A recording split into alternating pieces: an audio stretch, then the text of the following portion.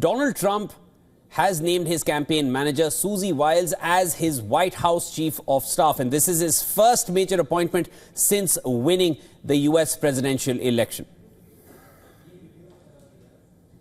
For Susie and Chris, a job you did. Susie, come here. Come here, Susie. Chris, come here, Chris. Susie likes to stay sort of in the back, let me tell you. The Ice Maiden, we call her the Ice Maiden. In a statement, Trump praised Wiles as tough, smart and innovative, adding that Susie will continue to work tirelessly to make America great again. The statement noted that she will be the first ever female chief of staff in United States history. With Wiles' appointment, Trump has begun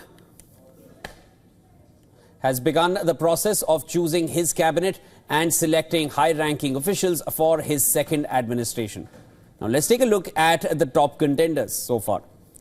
There's tech billionaire Elon Musk, who has been one of the most prominent faces in the Trump presidential campaign. He turned into a full-fledged Trump supporter and holds billions in federal contracts. He has reportedly sought a role in a second Trump administration.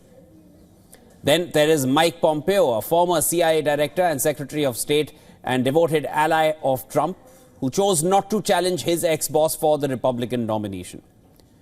Robert F. Kennedy Jr., once a presidential hopeful himself, just earlier this year, he threw his hat behind Trump in the last moment.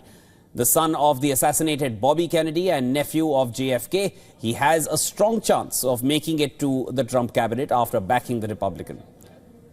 Then Richard Grenell, who is a former Fox News contributor, is among Trump's closest foreign policy advisors. He is in the running for Secretary of State or other top foreign policy and national security posts. John Paulson and Scott Bessent are under consideration for Treasury Secretary. Both have been key allies of Trump in the past and are very ardent supporters of his free trade and economic policies. Senator Mike Lee and John Ratcliffe are contending for the Attorney General role, said to be one of the most crucial appointments for Trump. Trump had previously expressed his intention to fire current Attorney General Jack Smith that would effectively halt the Justice Department's ongoing criminal cases against him.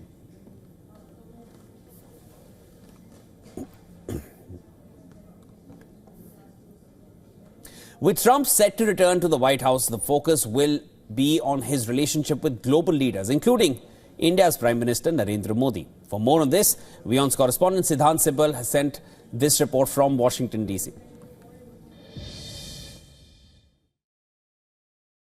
It's been 2 days since it became official that Donald Trump will be the next president of United States, and since then a lot of developments have happened politically here.